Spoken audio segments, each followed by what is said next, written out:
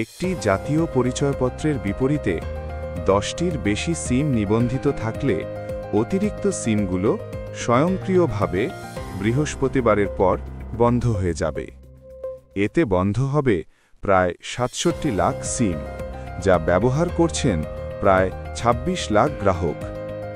BTRC জানিয়েছে, একজন গ্রাহক সর্বোচ্চ 10টি সিম নিবন্ধন রাখতে পারবেন। এর বেশি থাকলে বৃহস্পতিবারের মধ্যে অপারেটরের মাধ্যমে ডি-রেজিস্টার বা মালিকানা পরিবর্তন করতে হবে। সময়মতো না করলে বিটিআরসি নিজ উদ্যোগে অতিরিক্ত সিমগুলো বন্ধ করে দেবে। বিটিআরসির chairman major general Mohammad Imdadul Bari জানান, এই পদক্ষেপ নেওয়া হয়েছে গ্রাহকের নিরাপত্তা ও সিম ব্যবহারে স্বচ্ছতা নিশ্চিত করতে।